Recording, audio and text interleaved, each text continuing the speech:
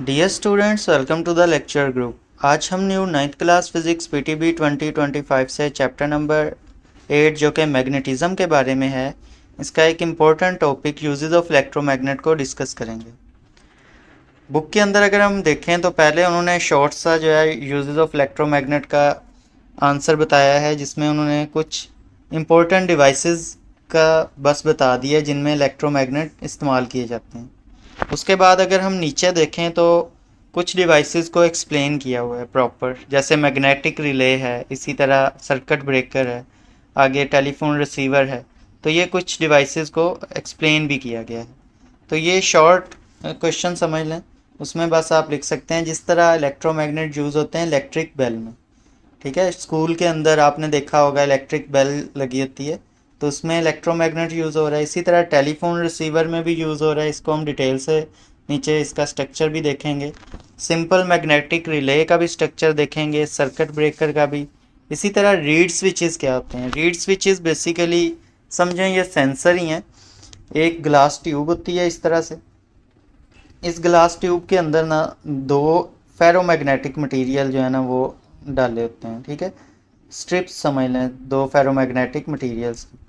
अब ये जैसे ही किसी मैग्नेटिक फील्ड में जाते हैं, यानी मैग्नेटिक फील्ड को सेंस करते हैं, तो ये मैग्नेटिक हो जाते हैं और एक दूसरे से अटैच हो जाते हैं। ठीक है, जब ये एक दूसरे से अटैच हो जाते हैं तो करंट फ्लो करना शुरू कर देता है। सिंपल है, बस इसमें बस इतना सा आप लोगों ने याद रखना है। और इसके साथ साथ क्रेन्स आ जाती हैं, इलेक्ट्रोमैग्नेटिक क्रेन्स हैं, इसी तरह टेप रिकॉर्डर हैं, मैगलेव ट्रेन्स हैं, और बाकी भी काफ़ी सारी डिवाइसेस हैं।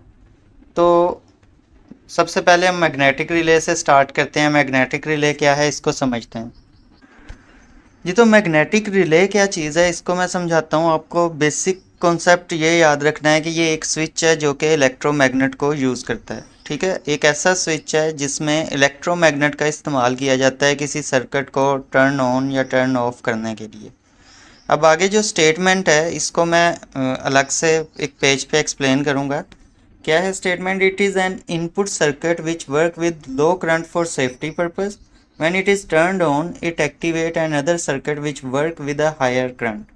अब यहाँ पे एक चीज़ आपको वाज़े तौर पे बताई गई है कि ये एक ऐसा सर्किट है जिसके अंदर बेवक्त वक्त जो दो सर्किट जो हैं वो काम कर रहे होते हैं। ठीक है, किस तरह से मैं एक्सप्लेन करता हूँ। इलेक्ट्रोमैग्नेटिक रिले को अगर समझना है तो ये एक सिंपल सी डायग्राम है जिसके अंदर आपको जो है एक स्टेपलर की तरह बिल्कुल आपको नज़र आ रहा है। ये स्टेपलर की बेस समझें और ये स्टेपलर का हेड समझें। ठीक है, इसके अंदर हम पिंस वगैरह डाल के तो स्टेपल करते हैं। ये मूवेबल होता है, आपको पता है, ये ऊपर की तरफ खुलता भी है और बंद भी होता है। तो बिल्कुल यही स्ट्रक्चर अपने जहन में रखें स्टेपलर का। अब बस इसमें फ़र्क क्या है कि यहाँ पे ना एक इलेक्ट्रोमैग्नेट हमने लगा दिया। ये इलेक्ट्रोमैग्नेट जो है इसको देखें सेपरेट वायर जा रही है। ये एक वायर है, ये इसकी बैटरी है, ये स्विच है। ठीक है, ये हमारा इलेक्ट्रोमैग्नेट है। अब इसकी खासियत क्या है कि जब इसमें करंट फ्लो करेगा तो ये ऊपर वाला जो हेड है उसको नीचे की तरफ खींच लेगा, अट्रैक्ट करेगा ना अपनी तरफ। जैसे इसमें मैग्नेटिक प्रॉपर्टीज़ डेवलप होंगी, करंट फ्लो करेगा तो ये ऊपर वाले हेड को नीचे की तरफ खींचेगा। अब यहाँ पे आगे अगर आप देखें तो ये कनेक्शन हुआ है, 220 वोल्ट की वायर है इसके साथ अटैच है, और यहाँ पे देखें कि एक गैप है। इट्स मीन के सर्किट जो है वो कंप्लीट नहीं है, इनकम्प्लीट है। ठीक है, तो जैसे ही ये दोनों एक दूसरे के साथ अटैच होंगे तो सर्किट जो है वो कंप्लीट हो जाएगा, और जब सर्किट कंप्लीट हो जाएगा तो करंट फ्लो करना शुरू कर देगा, और ये करंट जो है किसी बड़ी डिवाइस को जो कि 220 वोल्ट पे ऑपरेट करती है उसको टर्न ऑन कर देगा। तो बेसिक कॉन्सेप्ट अब यहाँ पे दो सर्किट जो हैं आपको नज़र आ रहे हैं। एक सर्किट ये है और इसमें करंट जो है वो बहुत छोटा होता है, मतलब कम करंट पे ये ऑपरेट करता है। और ये जो सर्किट है ये आप देख सकते हैं कि 220 वोल्ट पे है। ये जो मेन तारों से हमें करंट मिलता है वो तकरीबन इतना हमें मिलता है।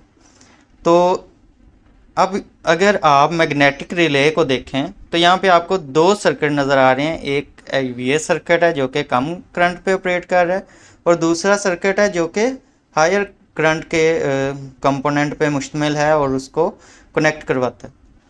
अब इसमें वर्किंग कैसे होती है, यहाँ से जैसे ही हमने इस स्विच को ऑन करना है करंट फ्लो करेगा। ये इलेक्ट्रोमैग्नेट जो है इसमें मैग्नेटिक प्रॉपर्टीज़ जनरेट होंगी जिसकी वजह से ऊपर वाले हेड को ये अपनी तरफ को खींचेगा, और जैसे ही हेड नीचे की तरफ मूव होगा तो ये वाले जो हेड हैं ये वाले आपस में अटैच हो जाएंगी जिसकी वजह से ये करंट इनमें फ़्लो करना शुरू कर देगा।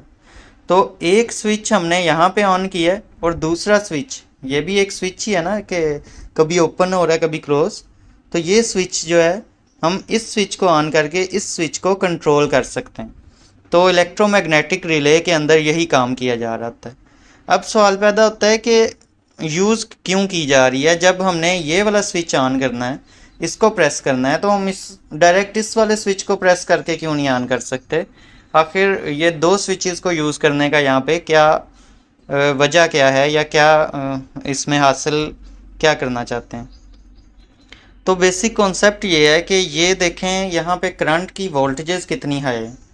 डायरेक्ट इस स्विच के साथ अगर आप एक्सपोज होंगे तो आपको जो है वो काफ़ी ज़्यादा करंट लगने का ख़तरा है। अगर इस स्विच में कोई ख़राबी आती है तो आपको अच्छा खासा करंट लग सकता है। वहीं पे ये वाला जो स्विच है ये बिल्कुल लो करंट पे ऑपरेट कर रहा है और इससे आपको ज़्यादा हार्म नहीं पहुंचेगा अगर कोई फॉल्ट आ भी जाता है। दूसरा, पहला तो ये इलेक्ट्रोमैग्नेटिक रिले जो होती है उसका फ़ायदा होता है कि हम डायरेक्ट हायर वोल्टेज के करंट से एक्सपोज नहीं होते। और दूसरा जो फ़ायदा है वो ये है कि ऑटोमेटिव मशीन्स जो हैं जिनके अंदर सेंसर लगे होते हैं, हीट सेंसर, टेम्परेचर सेंसर या ह्यूमिडिटी सेंसर, या इवन आपकी जो वॉशिंग मशीन है उसका जब एक चक्कर कंप्लीट होता है, टाइमर लगा होता है, वो टाइमर जैसे ही कंप्लीट हुआ उसमें थोड़ा सा करंट जनरेट करने की एबिलिटी पैदा की जा सकती है। तो वो करंट जो है वो जाके इस इलेक्ट्रोमैग्नेट को एक्टिवेट करेगा और ये स्विच जो है ये ऑन हो जाएगा। ठीक है, इसी तरह ऑफ़ के लिए भी इसको इस्तेमाल किया जा सकता है। ज़रूरी नहीं है कि स्विच इससे ऑन ही हो। अगर ये इलेक्ट्रोमैग्नेट हम सेपरेटली यहाँ लगाने की बजाय इस जगह पे हम इसको उठा के ऊपर ले जाएं और यहाँ पे अटैच कर दें इस जगह पे इलेक्ट्रोमैग्नेट को, तो ये स्विच को ओपन भी कर सकता है। ठीक है, स्विच को ओपन यानी इन दोनों को वापस सेपरेट भी कर सकता है, इन दोनों हेड्स को। तो इस तरह से हम स्विच का प्रॉपर कंट्रोल हासिल कर सकते हैं, उसे ऑन भी कर सकते हैं और उसे ऑफ़ भी कर सकते हैं इलेक्ट्रोमैग्नेटिक रिले के थ्रू। तो वॉशिंग मशीन्स के अंदर और डिफरेंट टाइमर्स वाली मशीन्स के अंदर सेंसर्स वाली, अब वहाँ पे डायरेक्ट बंदा जाके तो नहीं ना ऑन कर सकता। लेट से किसी बिल्डिंग के अंदर टेम्परेचर सेंसर लगाए जाते हैं कि अगर आग वगैरह लगे तो पता चल जाए, और वो वाटर के जो शावर होते हैं वो ऑन हो जाएं। तो बेसिक वहाँ पे क्या करेंगे, सेंसर के साथ जो है मैग्नेटिक रिले लगा देंगे, वो सेंसर हल्का सा करंट प्रोड्यूस करके इलेक्ट्रोमैग्नेट बनाएगा जिसकी वजह से मेन शावर्स का जो स्विच है वो ऑन हो जाएगा। तो ये इसके पीछे जो है सारा कॉन्सेप्ट है। अब हम जो है बुक से इसको थोड़ा सा रीड कर लेते हैं। अब आप इस टॉपिक को देखेंगे तो अच्छे से समझ आएगी। एक टाइप है स्विच की जो कि वर्क करता है इलेक्ट्रोमैग्नेट के साथ। It is an input circuit which work with low current for safety purpose. ठीक है, एक इसमें सर्किट जो है वो लो करंट पे ऑपरेट कर रहा होता है, और जब इसको टर्न ऑन किया जाता है तो ये एक्टिवेट कर देता है दूसरे सर्किट को जो कि हाई करंट को ऑपरेट कर रहा होता है। ठीक है, the input circuit supply a small current to electromagnet. एक इनपुट सर्किट है जो स्मॉल करंट वाला है, वो स्मॉल करंट प्रोवाइड करेगा इलेक्ट्रोमैग्नेट को, जिससे अट्रैक्शन होगी आयरन आर्मेचर की विच इज़ पाइवटेड। अब यहाँ पे अगर आप आ जाएं तो यहाँ पे जो मैंने आपको एक डायग्राम दिखाई थी वो ज़रा ज़्यादा इजी वाली थी, ये थोड़ी सी कॉम्प्लेक्स है। यहाँ पे आप देखें हमारा इलेक्ट्रोमैग्नेट ये है। ठीक है, ये हमारा इलेक्ट्रोमैग्नेट है, और ये हायर करंट के साथ जो अटैच है ना, ये वाली हमारे पास स्प्रिंगी मेटल है, और यहाँ पे इन दोनों को हमने जो है आपस में अटैच करवाना है, तो मतलब ये हायर करंट वाला सर्किट कंप्लीट हो जाएगा।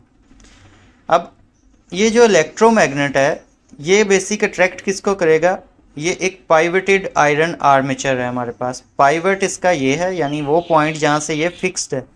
ठीक है, अगर हम यहाँ से इसको इस साइड को अट्रैक्ट करवाएंगे तो ये वाली साइड इसकी जो है ये ऊपर की तरफ उठेगी। तो जैसे ही करंट इस इलेक्ट्रोमैग्नेट में फ़्लो करेगा, मैग्नेटिक होने की वजह से ये आयरन आर्मेचर को अपनी तरफ खींचेगी, दूसरी साइड इसकी ऊपर की तरफ जाएगी और इसको ऊपर की तरफ जो है वो उठा देगी, जिससे ये दोनों एक दूसरे के कांटेक्ट में आएंगे और जो हायर करंट वाला सर्किट है वो कंप्लीट हो जाएगा और वो ऑन हो जाएगा। तो यहाँ पे ये मेन जो कॉन्सेप्ट है वो यहाँ पे थोड़ी सी डायग्राम चेंज करके थोड़ी कॉम्प्लेक्स बनाई गई है। आप वो वाली भी ड्रा कर दें तो गलत नहीं की जाएगी, लेकिन प्रेफर इसी को कीजिएगा। ये भी इतनी कॉम्प्लेक्स नहीं है, सिंपल थोड़ी सी जो है वो डिफरेंट है। तो इस तरह से जो है the other end of armature move up and push the metal contact to join together which turn the high current on. तो ये बस इतनी सी एक्सप्लेनेशन है। आई होप सो आपको समझ आई होगी। नेक्स्ट सर्किट ब्रेकर को समझेंगे। सर्किट ब्रेकर क्या चीज़ है? बेसिकली ये एक स्विच ही है, जिस तरह मैग्नेटिक रिले एक स्विच है, सर्किट ब्रेकर भी एक स्विच ही है। लेकिन ये डिज़ाइन किया गया है कि ये एक ख़ास अमाउंट ऑफ करंट जो है अपने अंदर से पास होने देगा, लेकिन अगर उससे ज़्यादा करंट हो जाएगा तो ये स्विच को ऑफ कर देगा और सर्किट को ब्रेक कर देगा। ठीक है, पहले एक सर्किट जो है वो कंप्लीट है, नॉर्मल करंट अगर उसमें से फ़्लो कर रहा है, जैसे ही एक हद से ज़्यादा करंट उसमें से फ़्लो करेगा तो ये उसी टाइम उस स्विच को ऑफ कर देगा। इसे हम क्या बोलते हैं? Circuit breaker. अब ये किस तरह से करता है ये काम के जैसे ही एक्स्ट्रा करंट आता है तो क्यों ये उस डिवाइस को डीअटैच करवा देता है, इसको समझते हैं। यहाँ पे नीचे अगर आप देखें तो ये हमारे पास डायग्राम है एक सर्किट ब्रेकर की। यहाँ पे अगर आप देखें तो मेन चीज़ें जो हैं वो मैं बता देता हूँ। ये प्लास्टिक का स्ट्रक्चर है, इसके फ्रेम है, ठीक है। इसमें एक स्प्रिंग जो है ना वो यहाँ पे लगा है। ये आपके पास आर्मेचर है, ये इसका पाइवट है। पाइवट मतलब यहाँ से ये अटैच है, मूव कर सकता है इधर से ऊपर नीचे, इधर से भी ऊपर नीचे, तो ये पाइवट है, ठीक है। जहाँ से ये फिक्स्ड है। फिक्स्ड का मतलब ये नहीं है कि यहाँ से हिल ही नहीं सकता, ऊपर नीचे इसको मूव करवाया जा सकता है, ठीक है। और ये वो मेन स्ट्रिप है जिसके साथ अगर तो आर्मेचर अटैच होगा तो करंट जो है वो फ्लो करेगा, सर्किट कंप्लीट हो जाएगा। और जैसे ही इस ये आर्मेचर इससे कांटेक्ट ख़त्म हो जाएगा तो करंट भी फ्लो करना बंद कर देगा।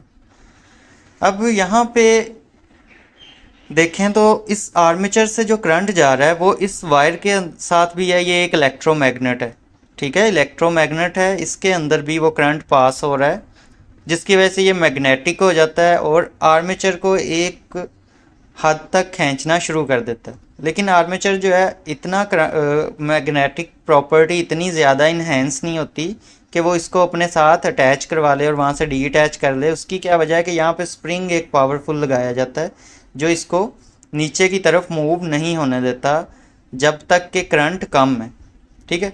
अब क्या है जी, यहाँ से मेन करंट की तार इसके साथ अटैच है, वो करंट जो है वो फ्लो कर रहा है यहाँ से होता हुआ इस वाली की वायर के अंदर, और कंप्लीट सर्किट है। और उसके साथ साथ थोड़ा सा करंट इधर से जाके इसको भी इलेक्ट्रोमैग्नेटिक बना के इसे मैग्नेटाइज करके रखा हुआ है। अब होगा क्या कि जैसे ही एक हद क्रॉस होगी, जो लिमिट सेट की हुई है कि इसने इतना करंट अपने अंदर से पास करवाना है, उस करंट से जैसे ही एक्स्ट्रा करंट आएगा तो ये इलेक्ट्रोमैग्नेट जो है ये स्ट्रॉन्गर हो जाएगा। हमने स्ट्रेंथ ऑफ इलेक्ट्रोमैग्नेट इंक्रीज़ करने के तरीके पढ़े थे कि करंट बढ़ा दें। तो जैसे ही इसमें से एक्स्ट्रा करंट पास होगा ये वाला इलेक्ट्रोमैग्नेट इतना स्ट्रॉन्गर हो जाएगा कि ये स्प्रिंग की पावर से ज़्यादा पावर इस पर लगाएगा आर्मेचर पे, और आर्मेचर को नीचे की तरफ खींच लेगा, जिसकी वजह से यहाँ पे एक गैप क्रिएट हो जाएगा, सर्किट इनकम्प्लीट है और करंट फ्लो होना बंद हो जाएगा। तो ये इस तरह से स्विच हमारा ऑफ हो जाता है जैसे ही एक हद से ज़्यादा करंट फ्लो करना शुरू करता है, ठीक है। अब इसकी एक्सप्लेनेशन यहाँ से मैं बता देता हूँ। अगर यहाँ पे देखें, electric appliance are protected from burning, यानी कि जब स्विच ऑफ हो जाता है तो इलेक्ट्रिक अप्लायंसेस जो हैं वो बर्न नहीं होती हायर वोल्टेज पे या हायर करंट जब आता है तो। As shown in figure, inside a circuit breaker, the current flow along a copper strip through the iron armature and coil of electromagnet। अब यहाँ से करंट आ रहा है, करंट कहाँ से आ रहा है वो इन्होंने वायर अटैच नहीं हमें दिखाई हुई, लेकिन समझें कि इस आर्मेचर में वो वायर अटैच है, ठीक है, और करंट जो है वो फ्लो कर रहा है। अब यहाँ से मैं अटैच करवा ही देता हूँ, ये समझें जी वायर है। अब वो करंट कहाँ कहाँ एक ही टाइम में फ्लो हो रहा है। एक तो यहाँ से होते हुए इस कॉपर स्ट्रिप में जा रहा है, जो कि सर्किट हमारा कंप्लीट हो रहा है, ठीक है। नंबर 2 पे यहाँ से नीचे इलेक्ट्रोमैग्नेट में भी जो है वो वाला करंट जा रहा है, और इसको भी मैग्नेटिक उसने बनाया हुआ है। लेकिन ये आर्मेचर को इस स्प्रिंग ने होल्ड किया है, ये इलेक्ट्रोमैग्नेट को खींचने नहीं दे रहा, ठीक है। इस स्प्रिंग की अभी पावर ज़्यादा है। जैसे ये एक हद से ज़्यादा करंट जो है यहाँ से पास होगा, तो ये इलेक्ट्रोमैग्नेट जो है ज़्यादा स्ट्रॉन्गर हो जाएगा इस स्प्रिंग से, और इस आर्मेचर को नीचे की तरफ खींच लेगा। जब इसको नीचे की तरफ खींचेगा तो यहाँ पे हो जाएगा एक गैप क्रिएट, और ये वाला करंट जो है ना कॉपर स्ट्रिप में जाना बंद हो जाएगा, सिर्फ इलेक्ट्रोमैग्नेट को ही मिलेगा। और इलेक्ट्रोमैग्नेट जो है वो स्ट्रॉन्गर होने की वजह से आर्मेचर को वापस अटैच नहीं होने देगा। तो ये है जी circuit breaker. I hope so आपको इसका जो मेन आइडिया है वो तो समझ आ गया होगा। मज़ीद अगर इसमें कोई बात आपको ना समझ लगे तो कमेंट सेक्शन में ज़रूर पूछिएगा। यहाँ पे अगर देखें तो electromagnet attract the armature if the current is large enough the armature is detach from copper strip and circuit break. तो इसने ये वाला मेन सर्किट जो है इस तरह से ब्रेक कर दिया। जी स्टूडेंट्स, तो अब हम टेलीफोन रिसीवर को डिस्कस करते हैं। बुक के अंदर इसको बहुत ज़्यादा एक्सप्लेन तो नहीं किया गया, बस इसमें इलेक्ट्रोमैग्नेट का यूज़ ही बताना उनका मेन मकसद था, क्योंकि इस हेडिंग को हम यूजेस ऑफ इलेक्ट्रोमैग्नेट के अंदर डिस्कस कर रहे हैं। तो क्या बताया गया, there is an iron diaphragm in the receiver under which an electromagnet is placed. अब टेलीफोन का वो हिस्सा जो कान के साथ अटैच करते हैं उसमें डायाफ्राम होता है, ठीक है। ये डायाफ्राम क्या है, एक थिन सी शीट होती है, मेटल की मोस्टली बनी होती है, यानी जो कि मैग्नेटिक मटेरियल की बनी होती है। और इसकी एबिलिटी क्या होती है कि जब इलेक्ट्रोमैग्नेट इसमें सिग्नल्स आते हैं, यानी कि करंट सिग्नल क्या आने हैं उस साइड से, जो हमें सिग्नल मिलेंगे जो बोला है किसी ने, वो इलेक्ट्रिकल करंट की शक्ल में ट्रैवल होके हम तक पहुंचेगा। अब वो इलेक्ट्रिकल करंट जो है, इसको यहाँ पे एक्सप्लेन भी किया था, माइक्रोफोन ऑफ द टेलीफोन, ठीक है। जिसने बात करनी है उसने क्या यूज़ करना है, माइक्रोफोन। उसकी बातों को माइक्रोफोन ने कन्वर्ट कर देना है, दूसरी साइड पे जो बंदा बात कर रहा है उसकी बातों को माइक्रोफोन ने कन्वर्ट कर देना है वेरिंग इलेक्ट्रिक करंट में, ठीक है, चेंज होते करंट में, in accordance with the sound signal, sound signal के हिसाब से। जैसे किसी ने बात की है तो उस लिहाज से जहाँ पे वो हायर पीक पे बोला है वहाँ पे इलेक्ट्रिक करंट ज़्यादा प्रोड्यूस, सिग्नल ज़्यादा रिलीज़ हुए, और जहाँ पे नहीं बात की वहाँ पे ना होने के बराबर। तो it cause variation in the force of electromagnet. अब वो सिग्नल जो कि प्रोड्यूस किसने किए हैं, माइक्रोफोन ने। माइक्रोफोन कहाँ पे है, जब बात करने वाला है उसके मुंह के साथ के करीब माइक्रोफोन प्लेस है, तो उसने बातों के लिहाज से वहाँ से इलेक्ट्रिकल सिग्नल भेजे हैं, जो कि इसके दूसरे आदमी के कान के साथ जो हेडसेट लगा है उसके डायाफ्राम को रोटेट करवाएंगे। कैसे रोटेट करवाएंगे, वाइब्रेट करवाएंगे, सॉरी। किस तरह से कि जैसे ही वो करंट यहाँ पे पहुँचेगा, यहाँ पे एक इलेक्ट्रोमैग्नेट है, ये इलेक्ट्रोमैग्नेट अब कभी तो स्ट्रॉन्ग हो जाएगा, कभी वीक हो जाएगा, क्योंकि हमने पढ़ा था कि how to increase strength of electromagnet में ये भी हमने पढ़ा था कि अगर हम उसमें करंट की मिकदार बढ़ा दें तो भी उसकी मैग्नेटिक प्रॉपर्टीज़ ज़्यादा हो जाती हैं। तो जैसे ही इसमें स्ट्रॉन्ग सिग्नल आएगा करंट का, तो ये ज़्यादा मैग्नेटिक होगा और डायाफ्राम को ज़्यादा अपनी तरफ खींचेगा पीछे, और जैसे ही वो रिलीज़ करेगा, यानी वो करंट का सिग्नल ख़त्म हुआ, ये वापस डायाफ्राम आगे को मूव करेगा, तो वाइब्रेट करता रहेगा इस तरह, कभी कम कभी ज़्यादा, उस लिहाज से जिस लिहाज से वो आदमी बात कर रहा है माइक्रोफोन में। तो इस तरह से इसकी वाइब्रेशन, अब वाइब्रेशन से क्या होगी, यहाँ पे जो एयर की लेयर्स हैं वो भी वाइब्रेट करेंगी, उनके अंदर जो है ये जो वाइब्रेशंस हैं वो ट्रांसफ़र हो जाएंगी, और वो वाइब्रेशन मूव करती करती हमारे कानों में जाएंगी और साउंड को हमारे कानों तक पहुंचा देंगी। तो इस तरह से साउंड बेसिकली वेव्स ही होती हैं, ठीक है। यानी कि वाइब्रेशंस होती हैं एयर के अंदर, एयर के पार्टिकल जो हैं वो वाइब्रेट करें तो साउंड प्रोड्यूस होता है। तो ये डायाफ्राम जो है यहाँ की एयर के पार्टिकल को वाइब्रेट करवा देगा, उस लिहाज से जितनी वाइब्रेशन उसे उधर से माइक्रोफोन से मिल रही हैं, और वो वाइब्रेशन जब कान में जाएंगी तो कान उसको कन्वर्ट कर लेगा खुद ब खुद आवाज़ में। ठीक है, तो ये इसके पीछे जो है टेलीफोन रिसीवर के पीछे ये मैकेनिज़्म है। तो मज़ीद इसको अगर यहाँ से पढ़ें, when the varying current pass through the coil of receiver on its side, इस कॉइल से मूव करेगा, it cause variation in the force of electromagnet, as a result the diaphragm move it diaphragm over it move back and forth to produce sound. तो diaphragm जो है वो vibrate करेगा आगे पीछे होके, और एयर के अंदर जो है वाइब्रेशंस काज करेगा जो कि साउंड में चेंज कर लेगा एयर हमारा। तो ये इसके पीछे जो है वो मेन कॉन्सेप्ट है। नेक्स्ट जो है वो मैग्लेव ट्रेन को जो एक्सप्लेन किया गया है। मैग्लेव ट्रेन क्या है, बेसिकली इलेक्ट्रोमैग्नेट के यूज़ से बनने वाली जो है वो ट्रेन है, जो कि डायरेक्ट किसी चीज़ पे या किसी कॉन्टेक्ट में नहीं होती, बल्कि मैग्नेटिक लेविएशन का वर्ड यूज़ किया जाता है कि मैग्नेट में जो रिपल्जन होती है उसकी वजह से ये एक दो मैग्नेट एक दूसरे को रिपेल कर रहे हैं, तो वो एक दूसरे से डायरेक्ट कांटेक्ट में नहीं है, एक दूसरे के ऊपर जो है वो फ्लोट कर रहे हैं। तो ये कॉन्सेप्ट है बेसिकली। ठीक है, यहाँ पे अगर आप देखें तो आप maglev use force that rise from induced magnetism to levitate और float a few centimetre above the guide way. अब यहाँ से देखें ये वाली चीज़ को यहाँ पे इन्होंने एक्सपेंड करके दिखाया है कि ये एक आर्म है समझ लें ट्रेन की, और ये हमारे पास पटरी है।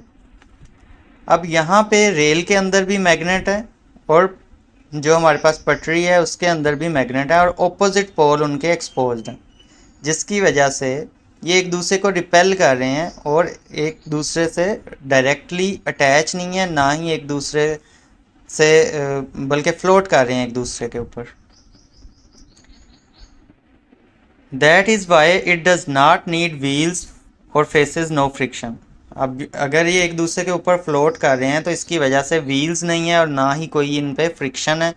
ठीक है, बल्कि सिंपल एक दूसरे पे फ्लोट कर रहे हैं। फ्रिक्शन नहीं होगी तो स्पीड जो है वो ज़्यादा से ज़्यादा की जा सकती है। इसी वजह से बुलेट ट्रेन भी कहा जाता है इसे, और ये 400 किलोमीटर पर आवर तक जो है वो मूव कर सकती है। अब हमने लेविएशन तो देख ली कि एक ट्रेन किस तरह से पटरी के ऊपर या अपने ट्रैक के ऊपर लेविएट है, मतलब डायरेक्ट कांटेक्ट में नहीं है बल्कि फ्लोट कर रही है। लेकिन ये नहीं पड़ा कि आगे अब कैसे मूव करेगी, उसे आगे खींचा कैसे जाएगा। तो as described above, magnetic levitation only lift the train and does not move it forward. अच्छा, अब फॉरवर्ड किस तरह से उसे मूव करवाया जाता है? To push the train forward, propulsion electromagnet are installed along the guideway and train. By push and pull these magnet the train move forward. Okay, अब यहाँ पे ट्रेन के ऊपर भी और ट्रैक के ऊपर भी प्रोपल्जन इलेक्ट्रोमैग्नेट यूज़ किए जाते हैं। ठीक है, यहाँ पे आपको ये जो नॉर्थ साउथ जो हैं ये समझ लें कि आपको ट्रैक के नज़र आ रहे हैं, और ऊपर जो नॉर्थ साउथ हैं वो आपको ट्रेन के अंदर मैग्नेट लगे यूज़ हो रहे हैं। तो ये इलेक्ट्रोमैग्नेट हैं, इनके पोल्स को चेंज किया जाता है। ठीक है, और इस तरह से उनको बार बार चेंज किया जाता है कि ये नॉर्थ जो है जैसे ये साउथ यहाँ पे आएगा तो यहाँ पे नॉर्थ आ जाएगा। ठीक है, ये इसको आगे को खींच रहा है। फिर जैसे ही ये वाला नॉर्थ यहाँ पे पहुँचेगा, यहाँ पे साउथ डेवलप कर देंगे। ठीक है, चेंज करते रहेंगे कि आगे की तरफ ही जो है वो हर बार जो मैग्नेटिक पावर है वो आगे की तरफ को ट्रेन खींच के लेके जाए। तो इस तरह से आगे की तरफ को मूव करवाया जाता है। लास्ट पे अगर हम देखें तो इलेक्ट्रोमैग्नेटिक क्रेन्स के बारे में एक्सप्लेन किया गया है। अब इलेक्ट्रोमैग्नेटिक क्रेन्स के अंदर भी इलेक्ट्रोमैग्नेट का इस्तेमाल किया जाता है। Huge electromagnet are used in the crane at scrap yard, ठीक है, steel work and on the ships. अब डिफरेंट जगहों पे इसका इस्तेमाल किया जाता है। ये इलेक्ट्रोमैग्नेट जो है बहुत ज़्यादा पावरफुल होते हैं, इतने पावरफुल होते हैं कि आयरन और स्टील के ऑब्जेक्ट जैसे इवन कार जो हैं उनको भी आप देख सकते हैं कि लिफ्ट कर लेते हैं। After moving the heavy object to the required position, अब लेट्स से एक परमानेंट मैग्नेट हम यूज़ करते हैं, तो कार अटैच करके उसे उठा के जहाँ मर्जी ले जाते हैं, लेकिन वहाँ से रिलीज़ कैसे करवाते हैं इलेक्ट्रो, अगर हम परमानेंट मैग्नेट को यूज़ कर रहे होते? तो रिलीज़ करवाने के लिए अच्छा खासा कार को नीचे को खींचना पड़ता। अब यहाँ पे आसानी क्या है इलेक्ट्रोमैग्नेट यूज़ करने की, कि सिंपल है, स्विच जो है जैसे ही आप ऑफ करेंगे ये कार खुद ब खुद जो है रिलीज़ हो जाएगी, क्योंकि मैग्नेटिज्म ही ख़त्म हो जाएगी करंट फ्लो के बंद होने से। तो इस तरह से इलेक्ट्रोमैग्नेट को यूज़ करके हैवी क्रेन्स जो हैं वो बिल्ड की गई हैं, जो कि हैवी आयरन और स्टील ऑब्जेक्ट्स को लिफ्ट कर सकती हैं।